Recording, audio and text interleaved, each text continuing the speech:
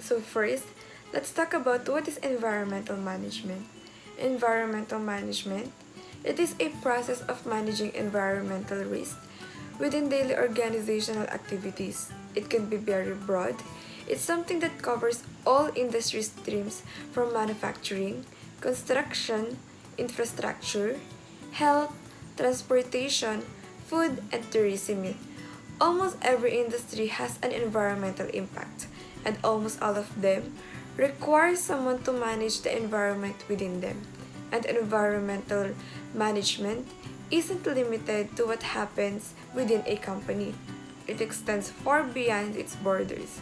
These days, businesses must be very aware of what their suppliers are doing, how they're processing, and what they're doing, as well as what other consumers are doing with their products or services. And the stakeholders, communities, regulators, and government, you and me are all becoming increasingly aware of the effects we have. So what is an environmental management system? Environmental management system is defined within the ISO 14001 document itself. It's a tool for managing impacts of an organization's activities on the environment who provide structured approach to planning and implementing environmental protection measures. It is a formal framework for improving environmental performance and overall operating efficiency. When management is proactive, the right thing for the environment does not have to be the wrong thing for the business. A powerful tool for reducing waste and improving efficiency without sacrificing profits is an environmental management system. Then why should we implement an environmental management system? Today's organizations face significant challenges in complying with environmental legislation and meeting the demands of the Green Lab. However, with a proactive environmental management system in place, your company can turn the challenge into an opportunity.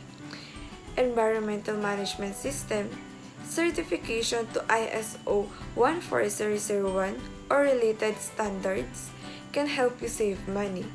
An effective EMS or environmental management system is built on a continuous improvement cycle in which your company's daily operations drive further increases in efficiency. So what are the benefits of environmental management system? Once implemented, an environmental management system will help your business achieve first, real cost savings. EMS programs can not only reduce the use of resources in your organization, but they can also streamline your workflows and processes. This can result in lower shipping, purchasing costs, increased productivity, and fewer product losses due to spoilage or error. Second, scalable, sustainable growth. Environmental management can also have economic benefits. Your organization is better positioned to manage the challenges of expanding your market share or moving into new territories because of the ongoing cost savings inherent in a cycle of continuous improvement. A more direct path to compliance. An environmental management system an industry recognize best practices for environmental management, such as those outlined in ISO 14001, can assist you in complying with future environmental regulations as they become applicable in your industry.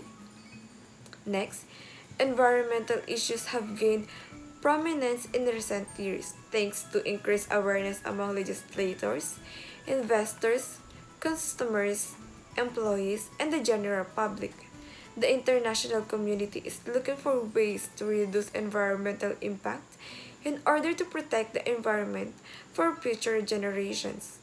Implementing a formal EMS increases staff and stakeholders' engagement and positions you as an environmental leader in your field. And now, here an example of environmental management system. Number 1, commitment and policy. The first step in the framework is for the organization's top management, such as the board of directors and shareholders, to commit to environmental improvement and development environmental policy. The policy is then used to build the company's EMS. Second, planning. It is critical to identify the environmental aspects of your company's operations and activities in order to build a strong EMS. Knowing the negative effects on people and environment allows the organization to prioritize which aspect to address in order to improve environmental performance. In the planning stage, the most important criteria serve as the foundation of establishing objectives and targets. The final step in the planning phase is to create an action that clearly defines its steps and assign responsibilities for meeting these targets. Third, implementation. Following through with the action plan requires implementing the necessary resources such as human, legal, and financial. This could include employee training and awareness, creating documentation policies, communication procedures, and operating procedures. Fourth, evaluation. The fourth step in the framework involves your company going to monitor its operations and determining whether or not objectives and targets have been met. If this is not the case, the company will take action and the cycle will continue. And last, review. Top management will review the evaluation results to determine whether the company environmental policy is consistent with its value and primary goals. If not, the plan is revised, resulting in a continuous improvement loop.